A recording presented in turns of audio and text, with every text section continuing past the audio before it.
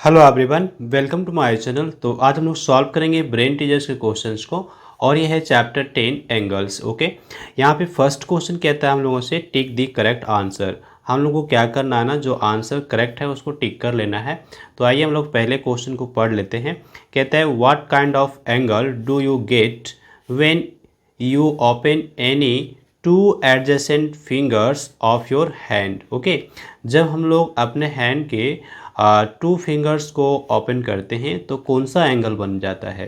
तो आप देखिए ये हमारा एंगल, हम लोग जब इसको, ये हमारे फिंगर्स हैं, जब हम ओपन करते हैं तो ये कितना एक्यूट एंगल बन रहा है। क्या बन रहा है हमारा? Acute angle. तो एक्यूट एंगल कहाँ पे है? ये थर्ड नंबर ऑप्शन पे आप इसको टिक कर लीजिए, ये हमारा करेक्ट आंसर हो जाता है। ओके, इसमें कुछ नहीं, केवल हम लोग को आंसर करना था। चलिए नेक्स्ट हम लोग बी नंबर क्वेश्चन को देख लेते हैं। बी नंबर क्वेश्चन हमारे पास है एन एंगल मेजरिंग 240 डिग्री। कितना वैल्यू है एंगल का? 240 degree. Is obtuse, acute, supplementary, reflex. क्या आंसर होगा?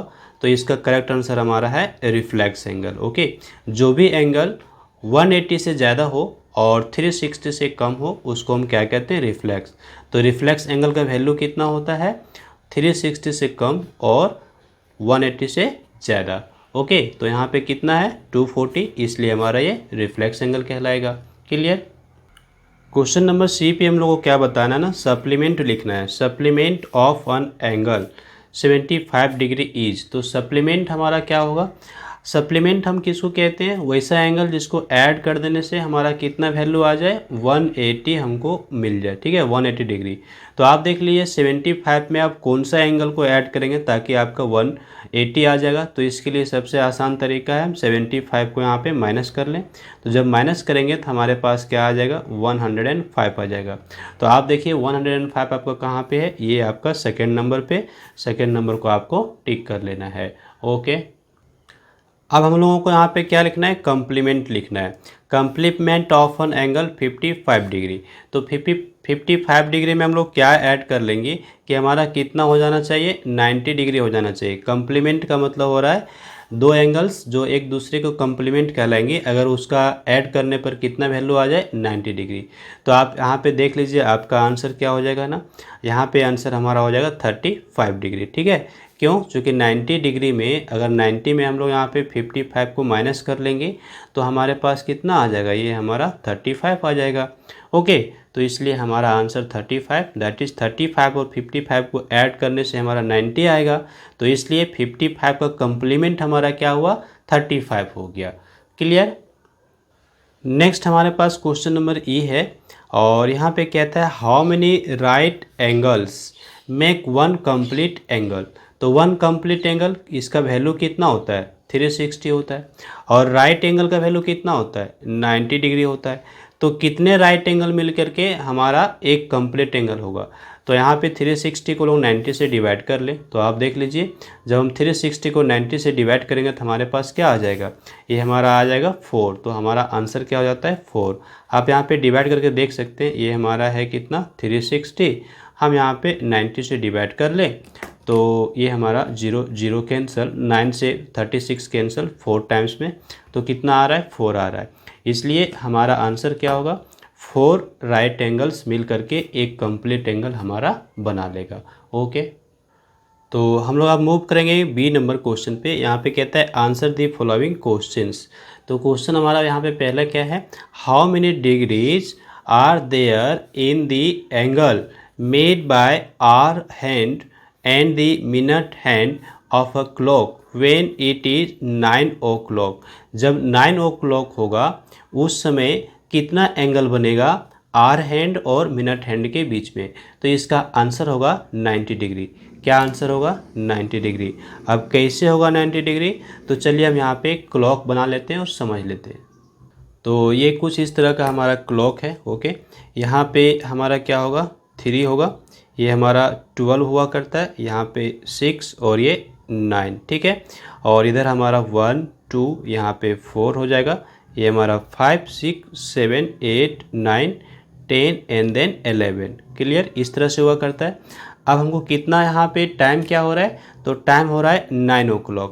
तो 9 o'clock हो रहा है, तो यहाँ पे जो आर हैंड होगा वो हमारा छोटा होगा, वो कहाँ पे इंडिकेट करेगा, ये 9 की ओर इंडिकेट करेगा। और जो आर हैंड होगा वो उसका लेंथ थोड़ा ज़्यादा होगा, वो कहाँ पे होगा, वो होगा हमारा 12 पे। तो अभी कितना डिग्री का एंगल बन रहा है आप देख लीजिए, यहाँ पे हमारा 90 डिग्री का एंगल बन रहा है। ठीक है, तो हमारा आंसर क्या हो गया, 90 डिग्री।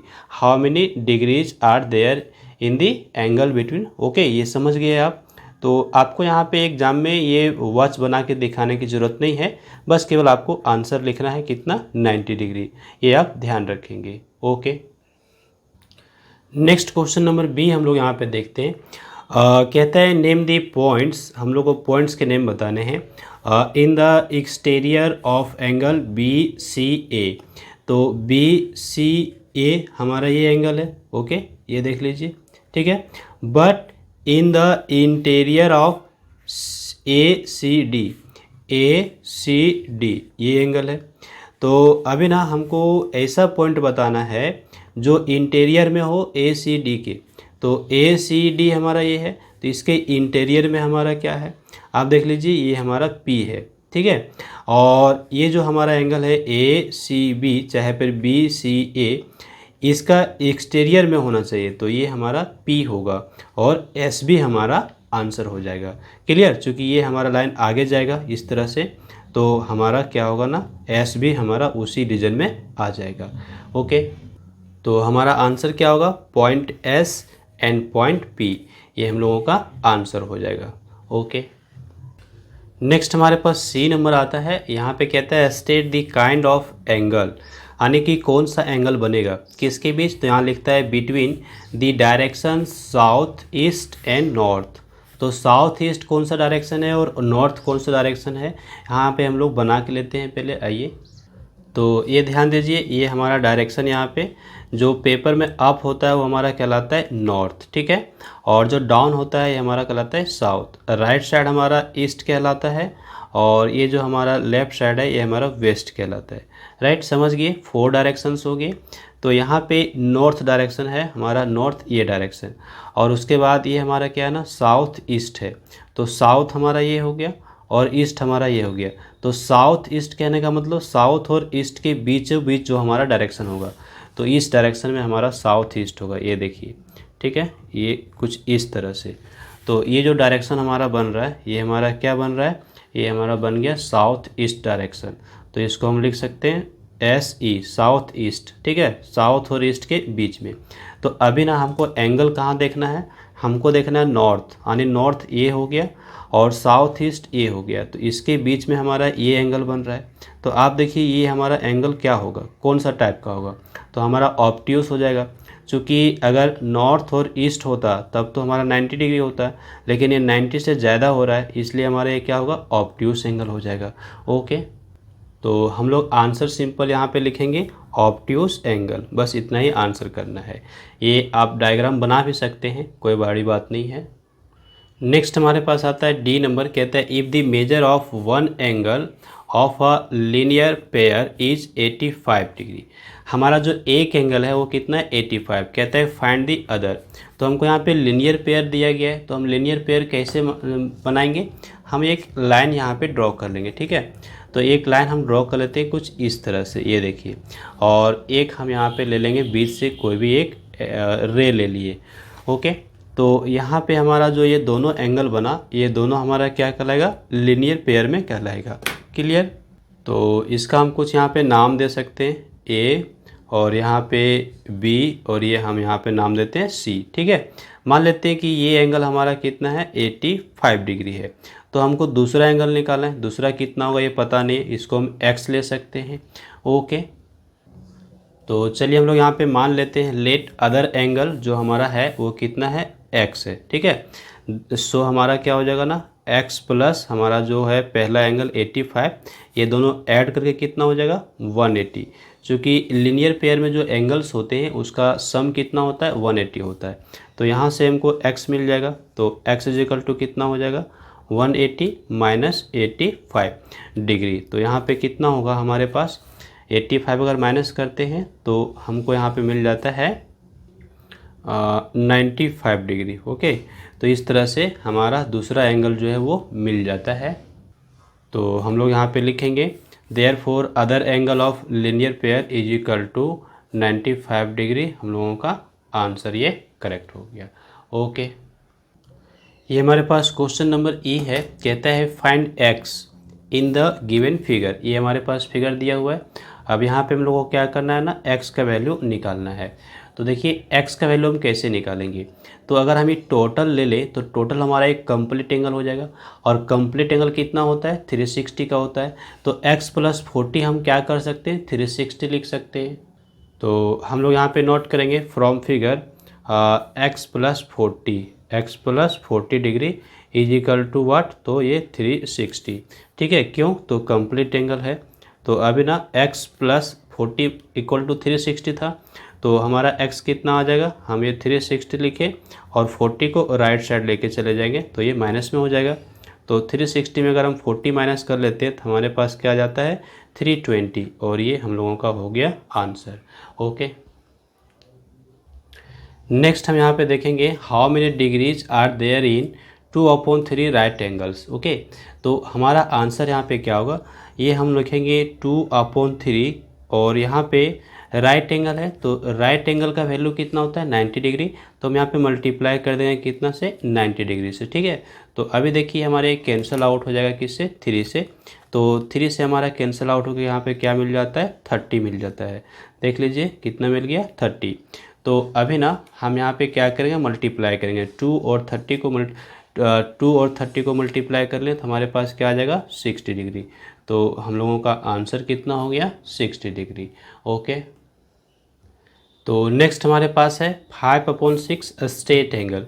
तो स्ट्रेट एंगल का वैल्यू कितना होता है, 180 होता है। तो 180 से मल्टीप्लाई कर देंगे तो हम यहाँ पे क्या लिखने वाले, 5/6 मल्टीप्लाइड बाय स्ट्रेट एंगल का वैल्यू होता है 180।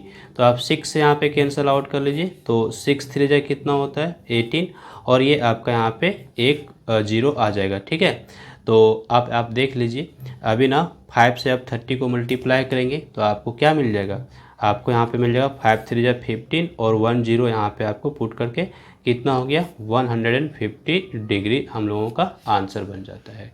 करेक्ट। अब हमारे पास कंप्लीट एंगल आ गया है कितना, 2/15। तो फिर से हम यहाँ पे 2/15 नोट किए।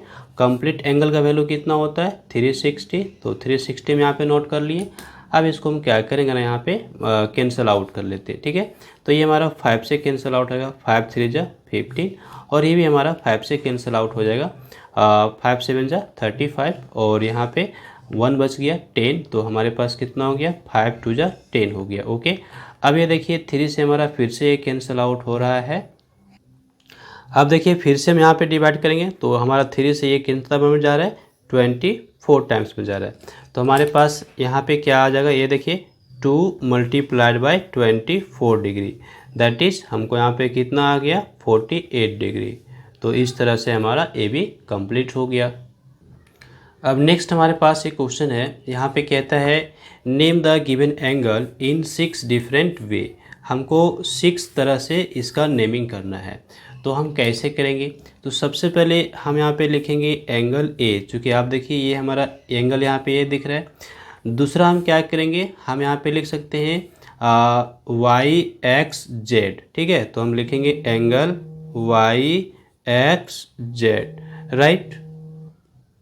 और इसके बाद हम क्या लिख सकते हैं, YXZ के बाद हम क्या लिखेंगे, हम लिख सकते हैं MXN। ठीक है, तो चलिए हम लिख लेते हैं MXN। ये भी हमारा एक एंगल हो गया MXN। ये तो सेम एंगल है, केवल हम इसका नेमिंग अलग तरह से कर रहे हैं। तो अभी 3 वेज हो गया, हमको कितने तरह से लिखना है, 6 वेज से लिखने हैं। ओके, तो अब हम क्या कर सकते हैं, हम लिख सकते हैं YXN लिख सकते हैं। तो आइए हम लिख लेते हैं YXN लिख लें, फिर YXN लिख लिए। अब हम यहाँ पे लिख सकते हैं दूसरे तरह से MXZ लिख सकते हैं, है ना, MXZ लिख सकते हैं। एक और हमको यहाँ पे लिखना है। ठीक है, तो एक और हम कोई भी यहाँ पे लिख सकते हैं, जैसे हमने YXN लिख लिया है, MXZ लिख लिया है। हमको यहाँ पे लिखना पड़ेगा एन एक्स वाई लिख लेते हैं। चलिए हम यहाँ पे लिखते हैं एन एक्स वाई।